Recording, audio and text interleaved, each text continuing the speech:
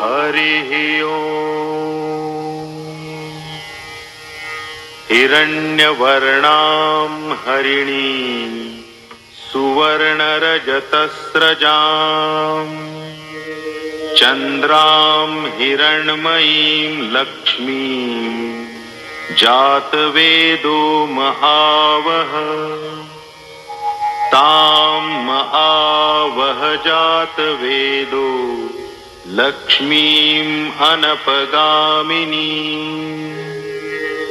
यस्यां हिरण्यं विन्देयं गामश्वं पुरुषानहम् अश्वपूर्वां रथमध्यां हस्तिनादप्रबोधिनी श्रियं देवीमुपह्वये श्रीर्मा देवी जुषताम् कांसोऽस्मितां हिरण्यप्राकाराम्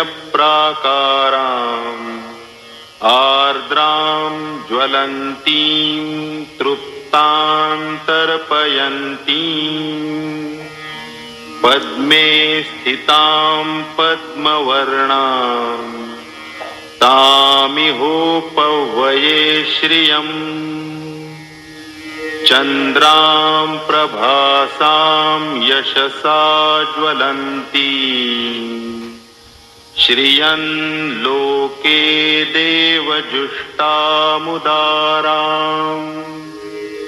तां पद्मिनीमीं शरणमहं प्रपद्ये अलक्ष्मीर्मे नश्यतां त्वां वृणे आदित्यवर्णे तपसोऽधिजातो वनस्पतिस्तव वृक्षोऽथ बिल्वः तस्य फलानि तपसानुदन्तु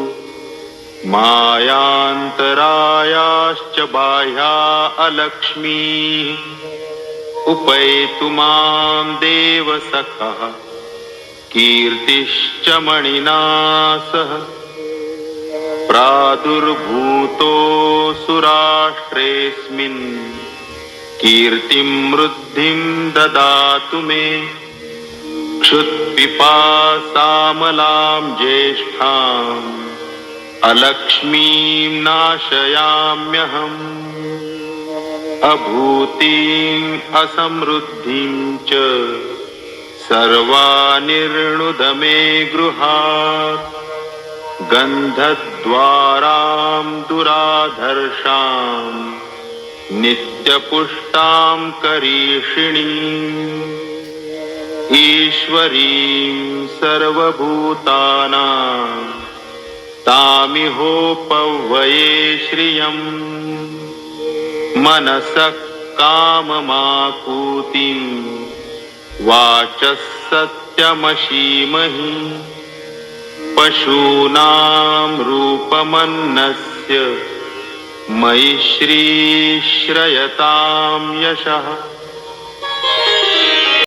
कर्दमेन प्रजा भूता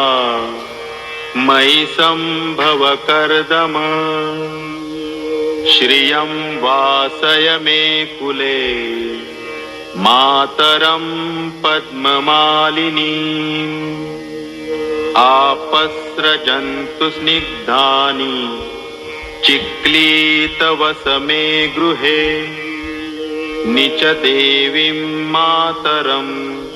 श्रियं वासय मे कुले आर्द्रां पुष्करिणीं पुष्टिं पिङ्गलां पद्ममालिनीं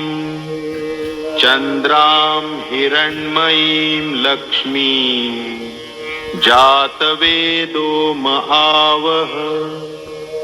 आर्द्रां यः करिणीं यष्टिं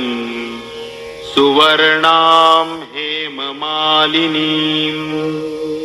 सूर्यां हिरण्मयीं लक्ष्मीं जातवेदो महावः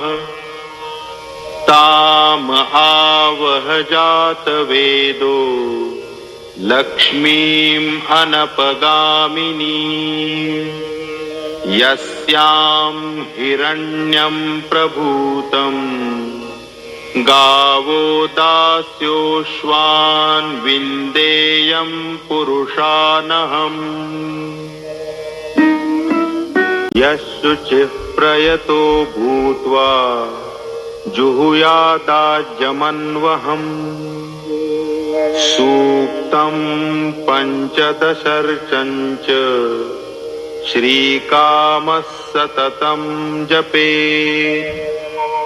पद्मानने पद्म उरु पद्माक्षी पद्मसंभवे तन्मे भजसि पद्माक्षी येन सौख्यं लभाम्यहम् अश्वदायै गोदायै धनदायै महाधने धनं मे लभतां देवी सर्वकामांश्च देहि मे पद्मानने पद्मविपद्मपत्रे पद्मप्रिये पद्मदलायताक्षि विश्वप्रिये विष्णुमनोनुकूले त्वत्पादपद्मं मयि सन्निधत्स्व पुत्रपौत्रं धनं धान्यं हस्तश्वादिगवेरथम् प्रजानां भवसि माता आयुष्मन्तं करोतु मे धनमग्निर्धनं वायु धनं सूर्यो धनं वसुः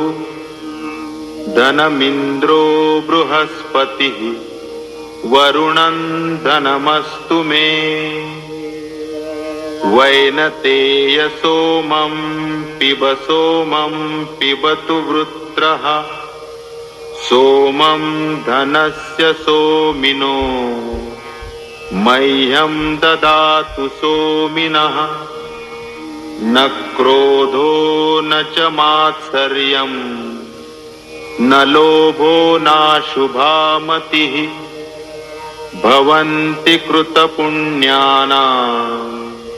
भक्तानां श्रीसूक्तं जपेत् सरसिजनिलये सरोजहस्ते धवलतरांशुकगन्धमाल्यशोभे भगवति हरिवल्लभे मनोज्ञे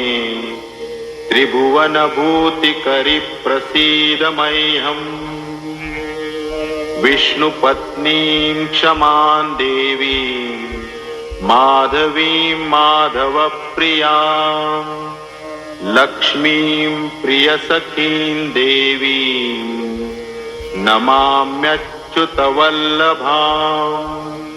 महालक्ष्मी च विद्महे विष्णुपत्नी च धीमहि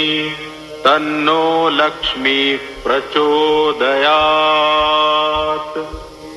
श्रीर्वर्चस्वमायुष्यमारोग्यमाविधात् शोभमानं महीयते धान्यं धनं पशुं बहुपुत्रलाभं